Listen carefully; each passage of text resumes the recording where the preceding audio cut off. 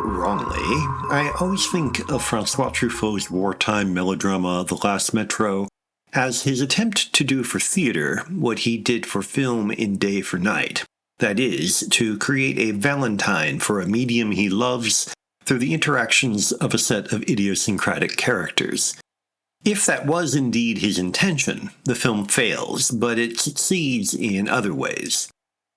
Set during the German occupation of Paris, the story balances the efforts of a theatrical troupe led by Marion Steiner, Catherine Deneuve, to produce an obscure period melodrama acceptable to the authorities, with the underground activities of the play's male lead Bernard Granger, Gérard Depardieu, while interweaving both with the daily efforts just to get by.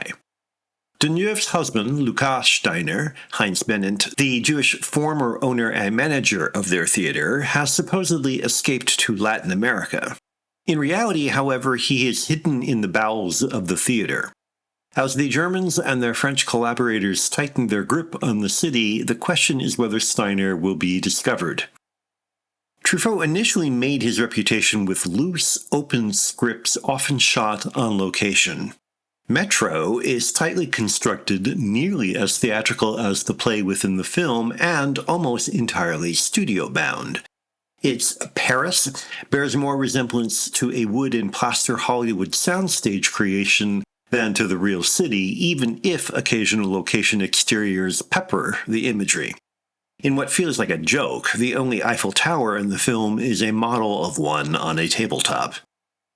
The script is constructed for maximum suspense, not verisimilitude, and certainly not for a serious examination of life in occupied France.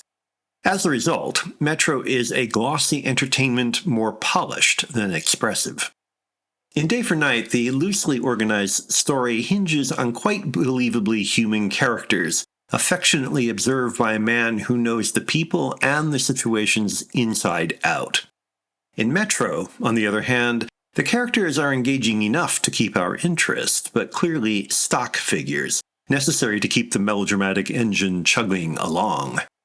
As soon as any feeling more complex than suspense is required, however, such as the tension/attraction between Deneuve and Depardieu, the emotions are more displayed than felt, trumped up to produce drama when there isn't any.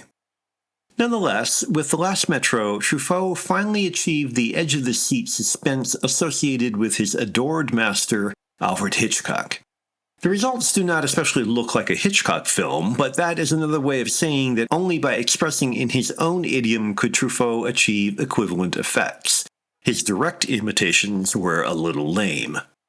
There is still a bitter irony to that achievement because the careful impersonality and stock situations, the lack of any emotional response other than suspense in The Last Metro also equal Hitchcock for superficiality. As a result, The Last Metro is a conventional success in every sense of the word from a man capable of much more.